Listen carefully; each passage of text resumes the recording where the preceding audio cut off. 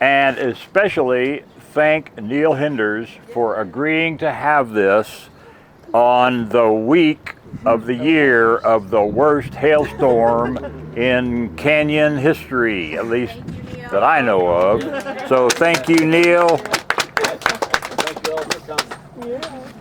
And the way we're going to do this, it's going to be a walking, talking exhibition. And Neal is going to lead the way. And as he comes to certain plants he wants to highlight, he will pause. We can all sort of cluster around and feel free to ask questions. And we're trying to learn as much as possible about bee-friendly plants, or just pollinator-friendly plants. Maybe not necessarily honeybees. Yeah, there's a bee on the, the Russian sage. That's my #1 honey source right there in August. There you go. A couple of announcements before we turn it over to Neal. One, we have had a lot of swarm calls and a lot of bee removal calls this year. I'm guessing it's probably up to about 60 right now. And I've got the list on my phone of people who have collected swarms for our club. If you've collected a swarm for our club or on behalf of the club, raise your hand.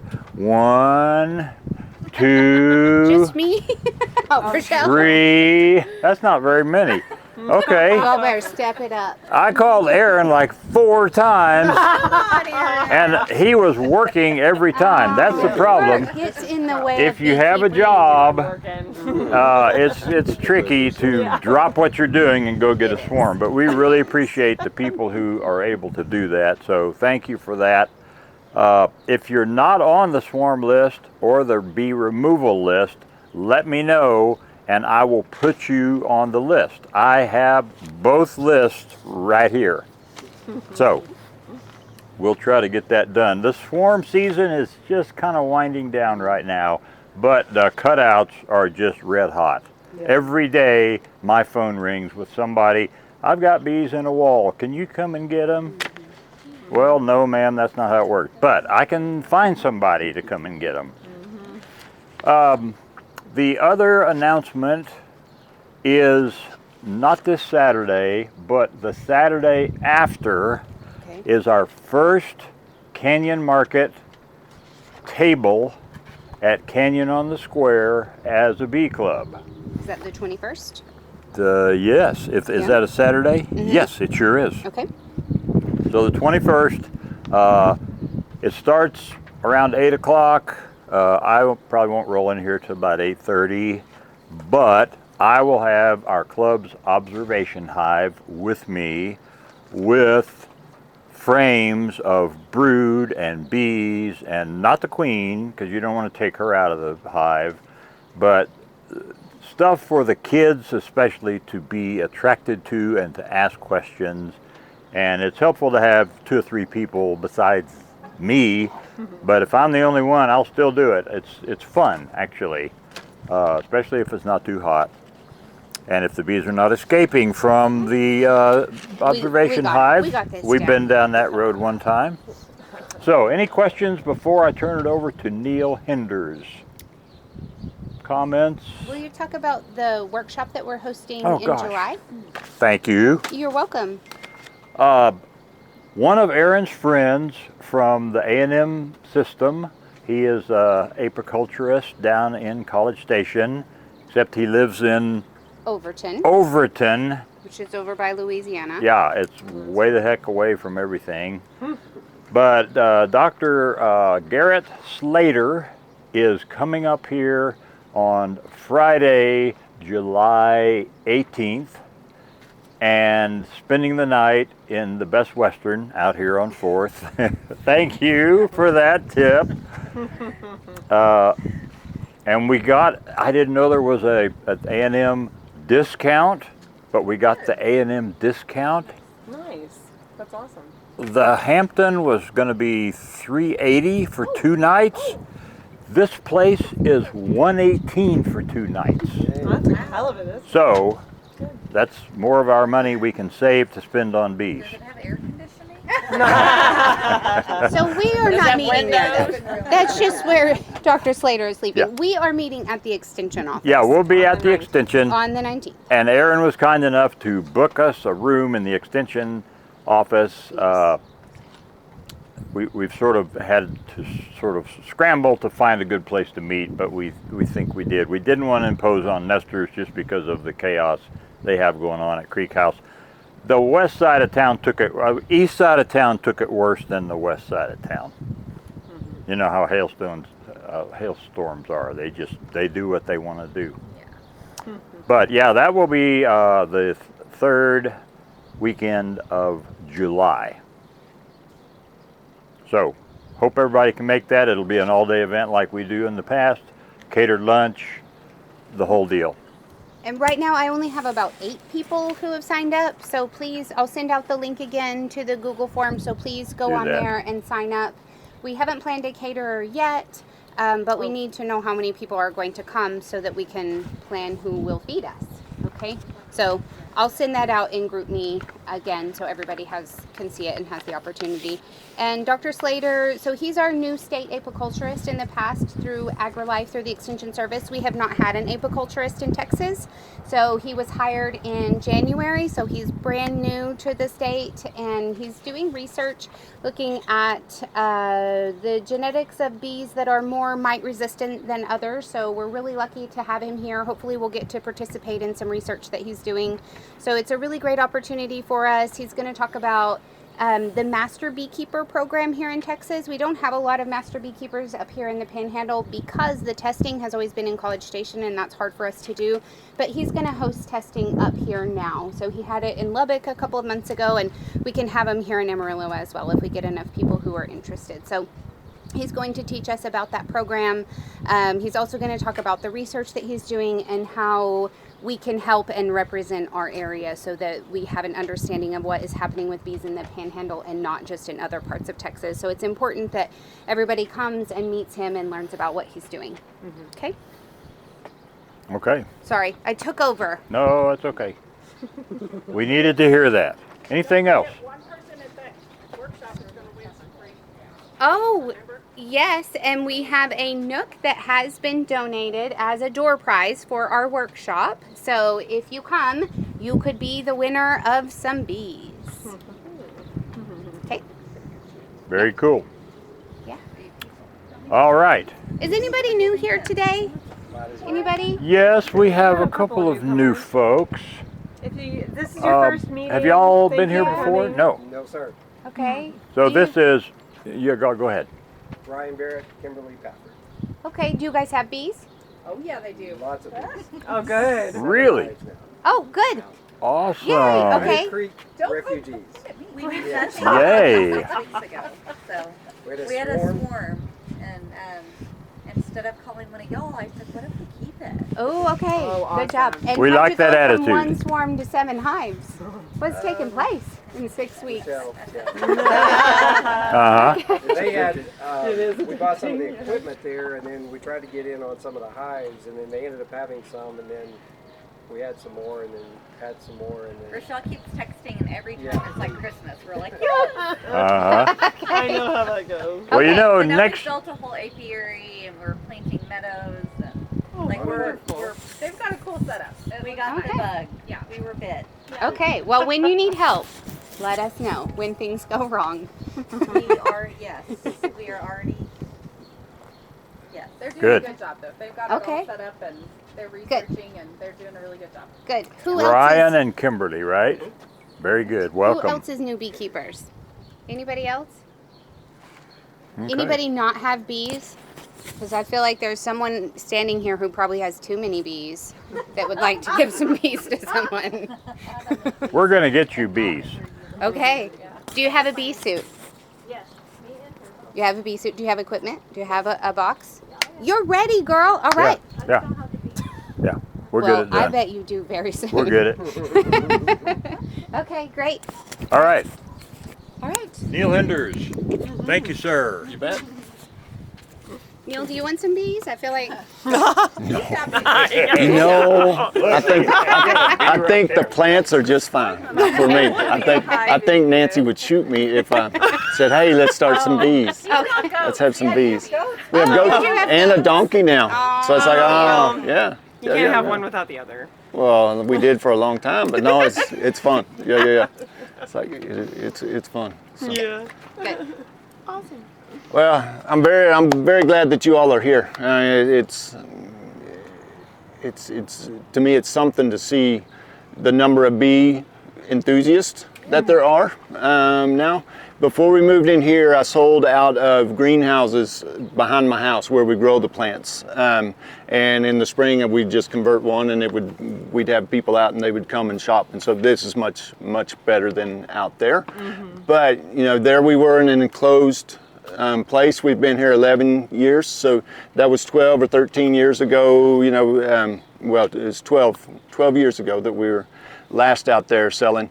But I would hold my breath if we got a bee in on our plants, because it's like, oh, people are going to panic, Right. and run from the bee, and they're going to be upset. And if anybody, gets stung, it's like I would just hold my breath for that whole time while the bee was there and customers around there and all that. But now, after, and it's taken several years, but, about 7 years ago, people would start coming in and they would be drawn to the bees. And now kids will we'll have cat mint over here.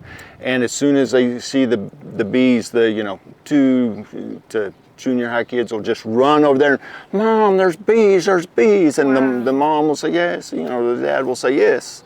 Look at that. Isn't that so cool? So many bees. And so it's just fun to see the change there, and the awareness and the appreciation for pollinators of all sorts. And I'm glad that you mentioned the pollinators, the other pollinators as well, because last night somebody on Facebook, all things gardening, Amarillo Canyon gardeners, said, I want to rip out some of my yard and start pollinator beds for bees and hummingbirds and butterflies. Does anybody have any suggestions?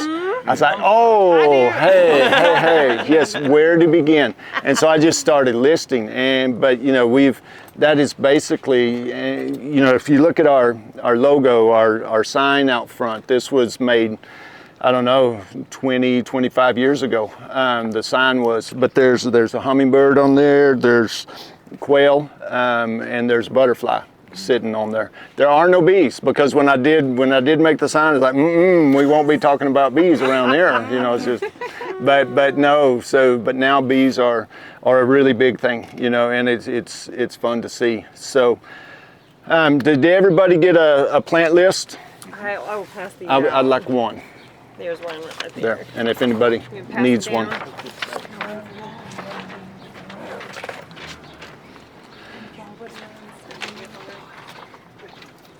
So basically on our plant list and on our plants, you can say if it has a purple bloom and it kind of fuzzy like that, that's a bee plant. It's like, okay, there you go. So, but particularly the blues and the purples are just great for the bees. So the Russian sage, cat mint, there's Caryopteris. So I've got these kind of listed. So I've got them broken out.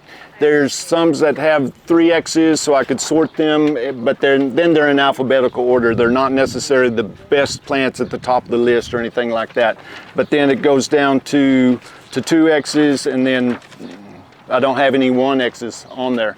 My 1X plants, it's like, Gaillardia or something like that, and you'll see bees on them occasionally, or a good little bit, but it's nothing like, the blue plants, the Russian sage and the cat mint.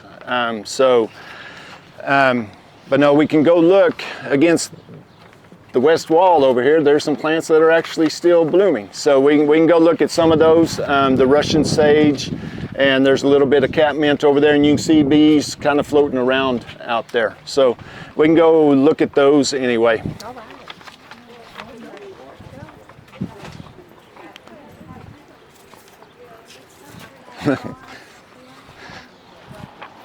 And so this is the catmint that everybody will run up to and see the bees. But you know, it's sad.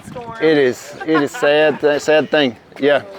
So let's go look, and we'll start with the catmint, kind of because the catmint is what starts blooming first. So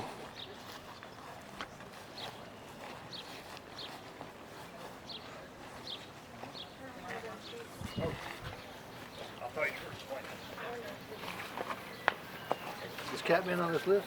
yes. Okay, so catmint, I'm sorry. Catmint is Nepeta. I don't even have the word catmint on there. Yeah, sorry. Yeah, so that is my bad there to not have catmint, to be calling it that. But Nepeta, and we have several different varieties of catmint or Nepeta. This one is Select Blue, so it doesn't seem to get as many bees, but there will definitely be, and you can find some bees on there this evening. You know, there are a few on there. So so what I would recommend on any of the plants or any of your garden planting for the bees would be start out, you know, get the bees in there as early as you can, get something blooming for them as early as you can. So the Nepeta, that blooms earliest, the catmint, is the purple haze. It will bloom a week and a half, or 2 weeks earlier than our next one, which is Junior Walker. But that purple haze catmint, I'd have to look and see when it does start blooming. But it has thick purple spikes. It is showy as can be, so it's a great seller for us, no matter whether it's for bees or not. Does it spread? No, this one doesn't spread. It stays in a mound. They will slowly kind of grow up on themselves, and then they'll get so heavy, the blooms will get so heavy that they'll fall over. And in the heat of the summer, they also lose their showiness, but the bees will stay on there. The first years that we were here, we weren't as busy in the summertime, and we have a couple of purple haze up against that white brick fence over there, and I would take a lawn chair with a lean back and just sit there and in the middle of the summer, in the heat of the summer, and just watch the bees. You know, it's just the most relaxing thing to watch the bees just doing their work, you know. So they still will attract the bees. They're just not showy for, you know, a homeowner, you know, wanting something to be really bright. But once they start falling over, and several of the catmints are like this, you can, you'll see new growth coming up in the center, just lush kind of fresh new growth coming out of the center. The older limbs are just getting more and more tired, and so you're like, oh man, that's not as good looking. And so you can just cut completely around to that, and where it's coming up in the center there, and then that will, you know, in just a short while it will start blooming on that, and then it will be a lot fresher looking and showier as well. So so you can do that, and if you're doing it, and if you want bees, you know, if you're growing for the bees, I would alternate doing that. You know, if you have 2 or 3, 4 plants, then I would do one, you know, and wait several days and do the next one, so that you always have those older blooms for your bees, unless you have like Russian sage or something like that blooming at the same time, or another catmint, then go for it and go do all of them. Then the next one that I really like for the bees is the Junior Walker. That one and those are the 2 that we've had just about as long. We've had Select Blue longer than any, but the Junior Walker and the Purple Haze are the 2 that I would highly recommend for the bees, because there's just something about those. I can bring either one of those 2 in my trailer, and I'll back it up to the back gate here. And before I can get to the back of the trailer, to open it up and start unloading the plants, there will be bees on them, you know. So it's like, okay, you know, so that's a really good, that's a good sign right there when that happens. So, but then we have other catmints as well, and so if you wanted to plant, you know, as a backup, have some of the Select Blue out there. We're out of that one now, but there's also Six Hills Giant. and it will get a good bit bigger. It's a little more open and airy and that sort of thing. But it's a nice one for bees too. They will get on it, maybe not quite as heavy as that. So those for the spring blooms, and then especially the spring. Well, for the spring I would do the purple haze and the junior walker, and then the other catmints will fill in. They won't be as showy and draw in the bees as much. But they will through the rest of the summer as well, so they'll be a good backup. Then over the Russian sage is a great plant for all the pollinators. And the butterflies will come to the catmint as well. So yeah, so this is the Russian sage, and that is Perovskia. So, but you can see, I mean, there are bees on there now, and these things can get the regular sized Russian sage. This was crowding out plants over here. It was falling over onto this plant, beginning to, it's like, and this one will put up a fight, but still, they just get huge, and the bees will just cover it up all summer long. The butterflies will come in there and be in there with the bees, and all kinds of bees, not just the honey bees, but native bees as well. We've had people come out to the house, and I don't know if it's the bee club. Any of y'all come out to the house? Like, that would have been 12 years ago, 15 years ago. That was a long time ago. But came out and actually, caught several different species of bees. So the Russian sage is great for all kinds of pollinators. There'll be monarchs, queens, all, just every kind of butterfly that you can imagine on there. So, and all kinds of insects. So Russian sage for the middle of the summer, it's just now beginning to bloom, so maybe not so much for your early spring, for sure. But then it will bloom just about all the way until fall. It spreads. And it spreads. It can, In a so, good way. well, yeah, sometimes not. But there are better. And I think the industry as a whole is trying not to sell. I've got one, that spreads at my house that I started with, and it's going, underneath my flagstone and into my lawn and all of that. And so, yeah, that is not quite as good in as good a way. This one does spread, and it's reseeding this year with all the moisture. I've never had them reseed like that as far as I know, but I'll be taking those out just because I don't want that many. I also heard that some of the varieties of Russian sage, the bees like better than other varieties, or maybe there's more nectar in one of them or something. Okay. You heard that? I haven't heard that. I haven't noticed it necessarily, but that could be. So we have a dwarf variety outside our gate that's right in front of our red yucca, and so it will stay about 2 feet tall, 30 inches tall, something like that.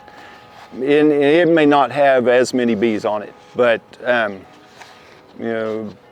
So that could be part of that there. They have a lot to choose from here, though. What's that? They have a lot to choose Like a from. buffet. Oh, they do. Yeah. So you can come through in the summertime, once these recover and figure out which ones are the best ones and all. We do sell that spreading variety because there are some people who want to fill up a whole bed and all of that. If you have Russian sage and you want to get rid of some of that spreading variety, I can spray little glyphosate around the edge of it, and you can knock it back. You may not want to do that when there's bees on it, though, I guess, and if you're going to be eating that. But anyway, it has some sort of mechanism so that it won't affect the center. It just kills out what you sprayed. So if it's terrible, and I've had it get terrible, and they had to do that. So, but anyway. Did the hail damage that, or did you? Yes. cut it back? No, that's hail. Yes, and then we cut it back. No, the hail got everything here. So, yeah, this was already, it all would have been blooming, last Wednesday we got a little bit, and then, Saturday night it's like, okay. So no, this would already have been going really, really nice. So These over there, what plant is that? the The kind of like a lily. the bulb, yeah. So that's in the it's in the same family as iris. Oh, okay, So that's what it it's is. Bellum candida though. I don't know that it's real good for pollinators, but it's a really nice plant. Yeah. So yeah, freckle face. Yes. Yep. So and then there's Caryopteris on the outside, but there's really we'll go look at that in a minute. We'll go take a tour of that just to show you the form of it maybe. But there's not much to look at because it's just sticks out there now. So we could, let me see what else is on my list, because those are lavenders. So lavender takes a beating. I mean, so we have lavender out here that I think is still standing, a whole lot better. And we had lavender out on our herb benches over here, and most things that were, 3 feet away on the bench under the hailcloth got beat up pretty bad, but the lavender came out looking really good. So lavender is a really good bee plant as well. Creek House Honey had a lot planted. I don't know if they have as much. It is a little trickier to grow and to keep going for a long time. What's that? Can't get it to grow. Can you not get it to grow? So the trick with lavender is to have really nice draining soil and to mound it up. So all of our plants, anything we plant, we'll add the composted cotton burrs around here because our soil is tight clay. If you were to stick a shovel in our grass area here where it hasn't been amended, with all the rain we've had, you'd go down, but if we hadn't had the rain, you could, stomp on that shovel and you'd have back problems before you got big hole dug. But if you come along in here, you can stick a shovel in. We've been amending it since day one. When we opened up, when we built the beds, I had a young man who would work for me. He graduated high school that year, and so I put him to work before he went to college. And we had one of those 4-tine forks. And so I poured out, we got bulk compost from Soil Mender and dumped that at the farm, and then I'd bring it in here and spread it on the beds 4 inches, 5 inches deep. I mean, a lot. We'd put a lot of it on here because I wanted it to last, But I had him, and I tilled as deep as I could. I'd water first and then I'd till, but that wasn't all that deep, maybe 4 inches if we were lucky, but I wanted it deeper. And so I had him digging on that 4-tine spade, all summer long. And we went through 2 of those 4-tine spades, just bent it up and, it wasn't, so I don't know that he appreciated that, but he did it. He did it well. So, yep. It's something like that. No, but putting the composted cotton burrs in there, it's just the gin trash, but they've composted it, so it should kill all of the weed seeds that are in there, and hopefully take out some of the chemicals that have been in there. But it's just a nice coarse material, so that opens up physically the soil, so water can get in and then it breaks down. It also lets air into the soil for the roots of the plants, so it makes it a lot healthier, especially for lavender that needs that aeration to get going. Then we'll also add cow manure, a little bit of that, and then Humalpha. We used to have Garden Soil Builder, but basically it's humate that you're adding into there.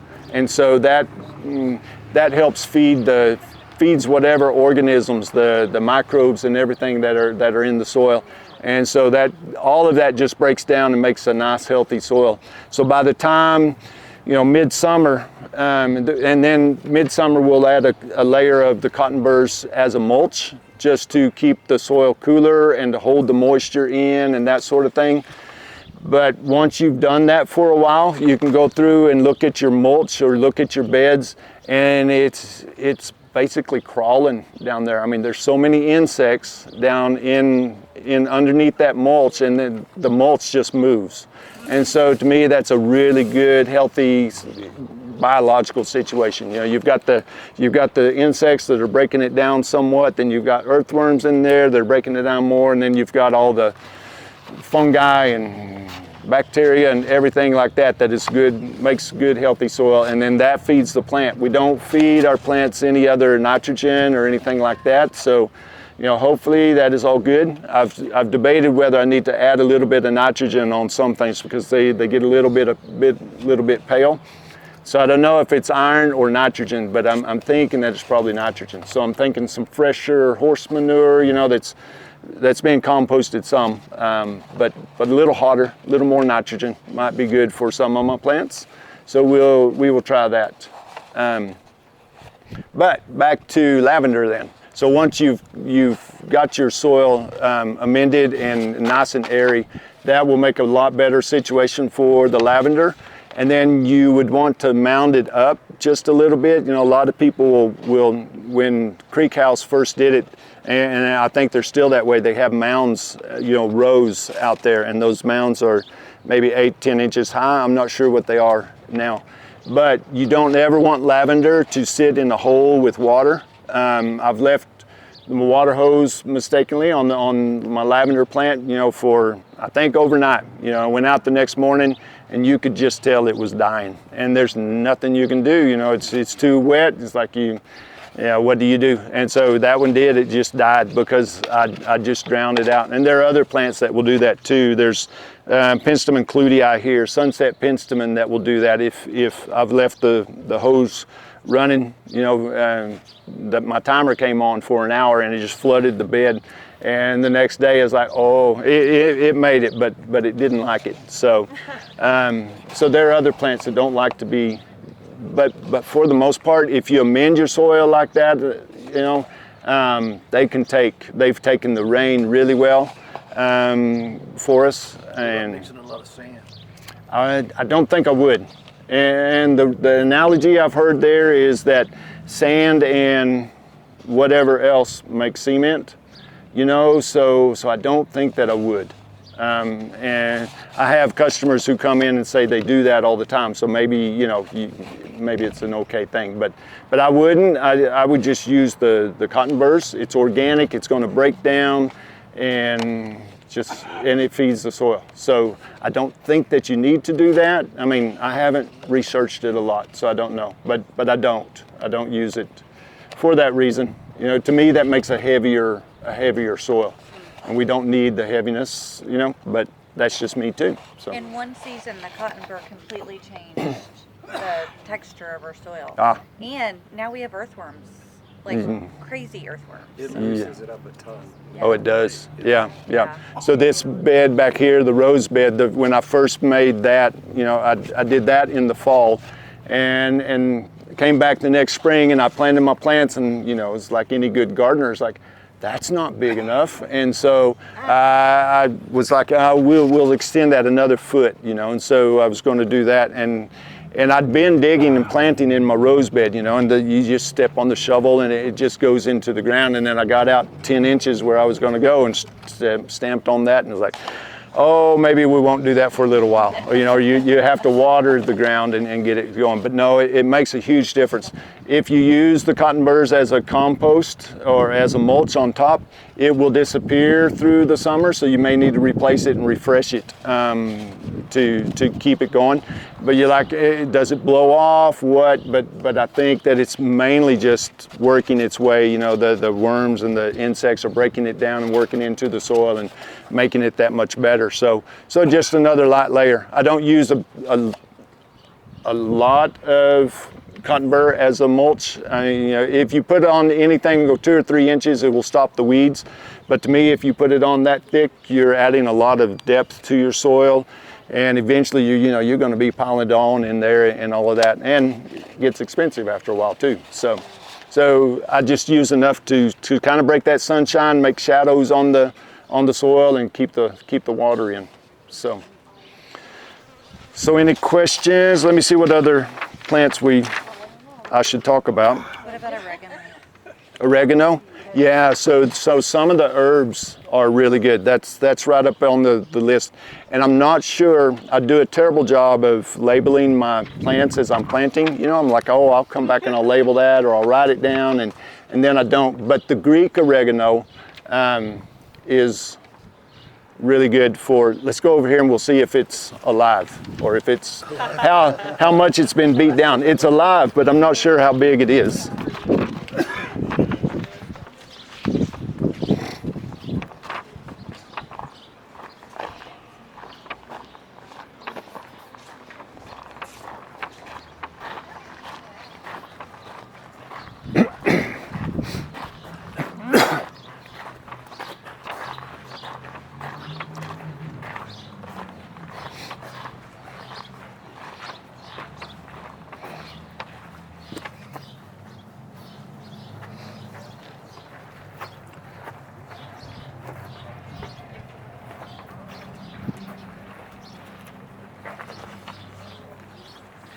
When does this usually bloom? Just about now. You can see there's some blooms on there now. Okay. And so, yeah, the bees love it. So, so this is Greek oregano, which is Oreganum, the H, however you say that, Hericiculum, well, I don't know. But no, several of the oreganos will bloom, you know, and so if I'm using them in a pot or if I'm you know, using an herb for kitchen use, then you are supposed to keep the blooms off. You know, it's supposed to be a better flavor maybe for the herbs. But this one blooms just really well, and the bees love it. So they will be on that thick, and it's easy. You can see it is spreading around too. It's not, it doesn't go too terribly far, and it's easy enough to maintain and keep it in control. But that's a good one. So I was surprised. My wife raises asparagus. Uh-huh. When you let it, when you stop trimming your heads off, and you go ahead and just let it, I don't know what you call it, bloom out. Uh-huh. Oh my God, my entire hive of bees was on there. Oh, really? Really? So asparagus, yeah. You can't even see the blooms. You don't even know. Is that right? I don't know what they're eating. But Yeah, yeah. I'll be darned. No, interesting. Yeah, I know it's fun to come up to some of these plants when the bees are really on it, you know, and just a buzz out there. You know, it's just, you hear it before you see it nearly. The Greek oregano is great for pizzas and stuff like that. I mean, it is definitely, you're welcome to take a bite off of that, you know. I mean, it is very pungent, whereas some of the other oreganos are a lot more subtle in this. And this one will hit you right quick. You think you're getting a pizza, and then it gets warm right quick too. So let's go back and look back here too. There's a couple of plants.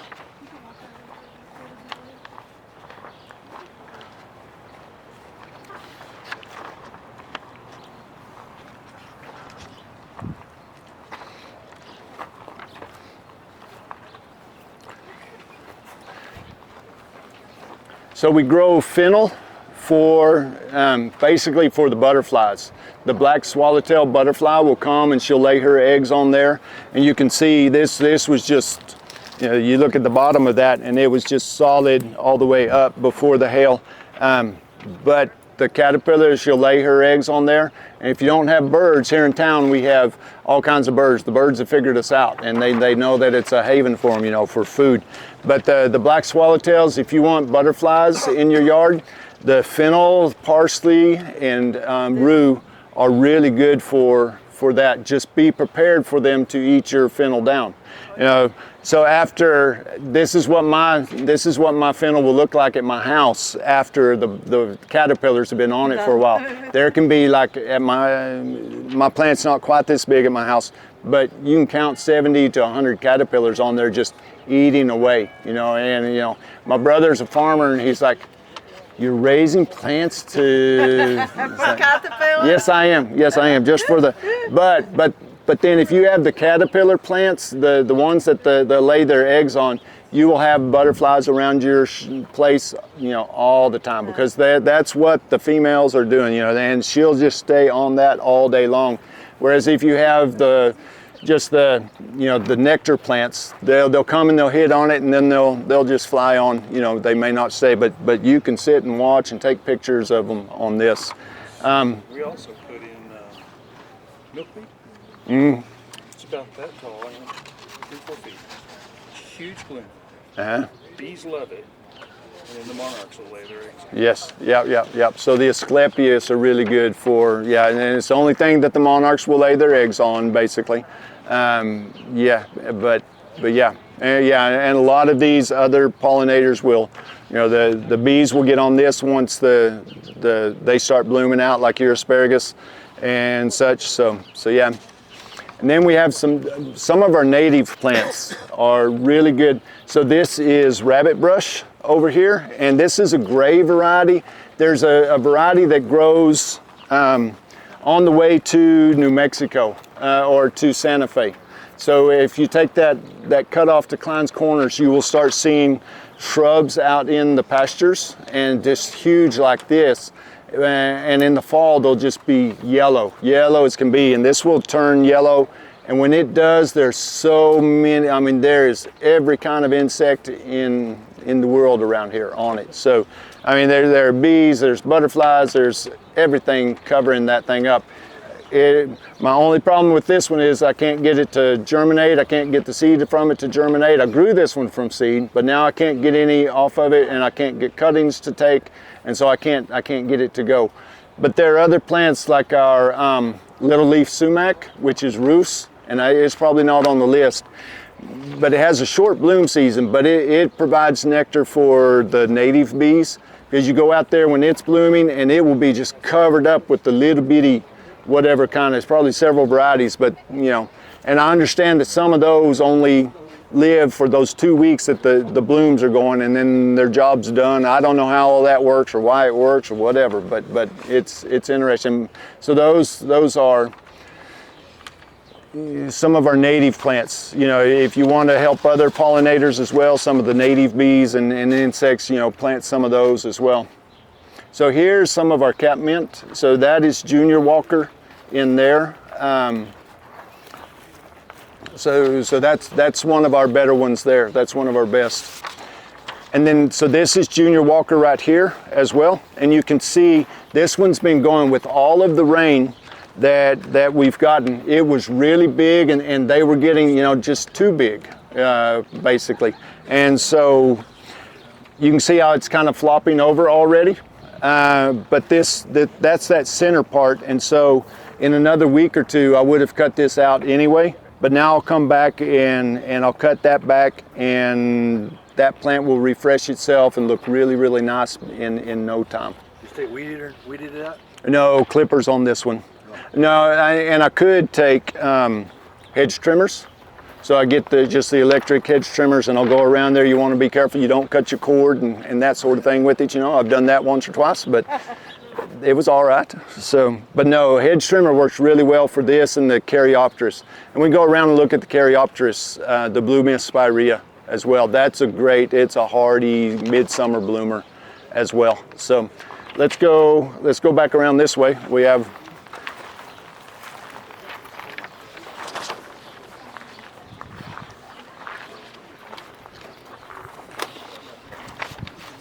So come this way, and then there's some of the salvia.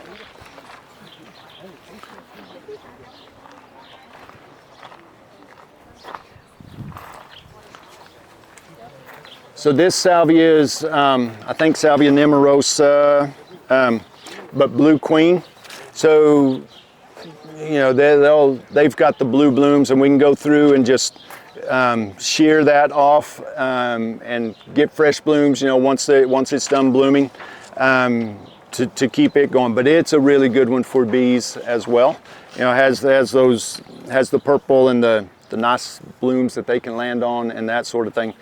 Whenever I'm cutting these back, my salvia like this, you know, it's a good thing to freshen it up, because if you let it go to seed, then it won't bloom as heavily, and so, you know, you want to deadhead it and keep some of those blooms off. But I'm not a patient deadheader. You know, I've got a couple of young ladies that will work for me, and they can sit out there for an hour, you know, longer than that, just deadheading, getting and going back. If you're doing it properly, you'd probably go back one at a time and cut it back somewhat. But I'm not good at that. Just drives me crazy, and you know, they're on my time as well. And so I tell you, no, you can't. I don't have an hour for you to sit there and deadhead. So what I'll do is I'll come in and I'll clip off, once these are bloomed out here, I'll just grab my clippers and I'll grab all of that together and I'll clip down below. If there are blooms, you can see blooms coming on, I'll try to maybe save some of those, but I'll cut out 20%, and then I'll come back a few days later and I'll cut another clump, but I'll just do it in clumps. And so the first little bit, it'll look kind of splotchy, but then after it starts going, but there will always be blooms on the plant. So we have some out front and we'll do the same thing to them. So, I've come through, when I first started doing it, I would take the hedge trimmers basically and just take it all down, but then it's a lot of sticks out there just sitting there for another week or two waiting for the blooms to come on. So if you do it the splotchy way, then you always have at least some purple going on and you don't notice the bare spots nearly as much. So that's the way I try to have everybody deadhead things. Neal, we missed the plant. Would you name that? What is that? That's Salvia Blue Queen. Is it on here? I don't know if this one would be. It's on there. It's near the bottom. Yes, Salvia superba, Blue Queen.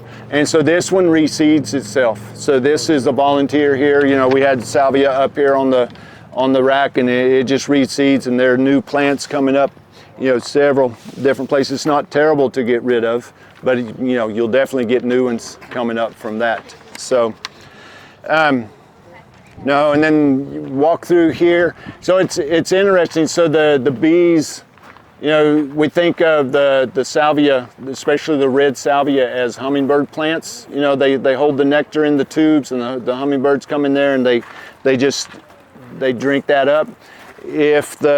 So on the black and blue, it's a good one for honeybees, and they're fun. Some of these larger ones, some of the penstemon, have really large throats, and so the bees will just land on the lips of that, and then they'll disappear for a little while, and then they'll back out, and they'll be covered with pollen after a while, and they'll just have pollen, everywhere, and then they stop and they clean that off, whatever they do, and but the bees have figured out the nectar in these, more and more. So I'm seeing that more and more. Honeybees,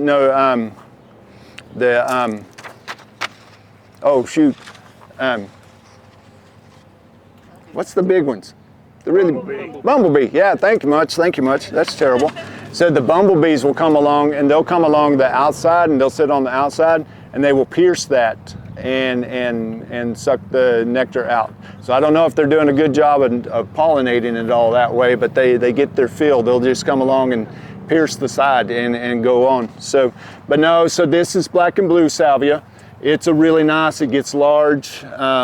It takes a little more water than some of our other ones, but it's good for bees, for your honeybees as well. Some of the yarrow is good just for nectar and that sort of thing.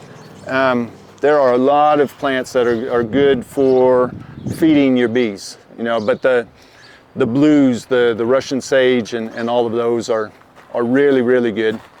So here's some of the Russian sage. So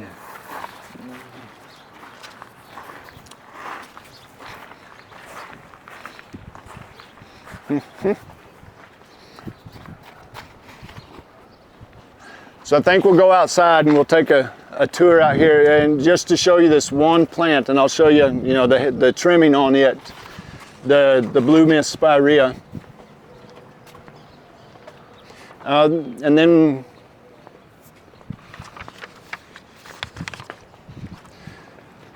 so the desert willow is a really good, I don't know that it's good so much for honeybees, but for butterflies and hummingbirds, it's really good.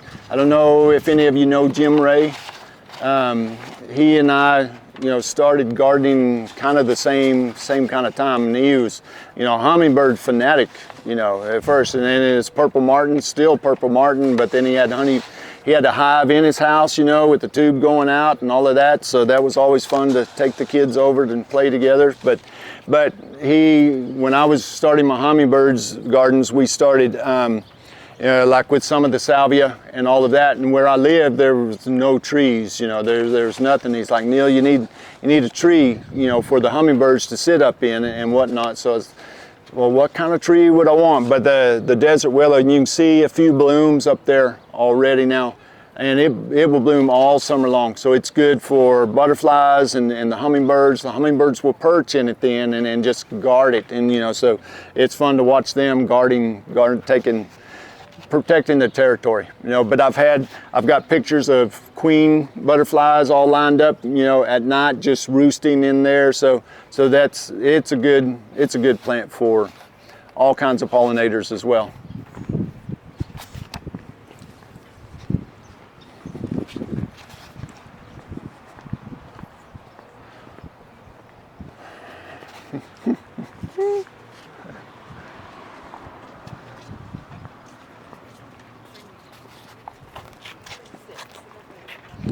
So this is our dwarf Russian sage right here, and for the most part it stays within itself. It doesn't spread terribly, but I did take a good little bit of it out last week. After the first little hailstorm, it was looking ragged and it was getting too full. I like the look of it, a little more compact and everything. So, but that's been there for 8 years or so and hasn't spread terribly until, it took it a long time. There's another junior Walker cap mint over there, so that's one that didn't get beat up as bad. So, but you can see with all the rain we've had, usually I won't water. I'm very tight on my water out here, which is a good thing about a lot of these plants as well. They don't need a lot. So I water out here in the heat of the summer every week and a half maybe. I've got the drip emitters or the little sprinklers, little misters, and water 30, 45, maybe an hour if I get busy in there and forget it. So, but I water deep whenever I water. I want the roots to go down. I don't ever want to water, I'd never water 30 minutes every day or 15 minutes every day, every other day, because that will train your roots, the plant's roots, to stay up close to the soil or to the top of the surface. And so you want to train the roots. It doesn't hurt the plant to every once in a while to stress it a little bit. A lot of these plants can just take a lot of stress and wither up, and then you water them and they perk back up and everything is good. So but that'll help those roots go down into the ground. So there's a lavender. So it would have been, a lot of these, they can take the hail just pretty well. You can tell a lot of these others have gotten beat up pretty good. What is this? So that's penstemon. Oh, That's Wright's penstemon. the one by the wall? The tall one. Yeah. Yes, yeah. So the one with the pink bloom, that is Wright's penstemon. So it's great for hummingbirds in the spring, draws them in, and it's a great seller too, because it looks kind of like a red yucca over there. It's this tall and just blooming right away in the spring. So it's a great seller for us. It's a short-lived perennial, but it reseeds itself. So we've got a lot. Well, I'll show you over here how many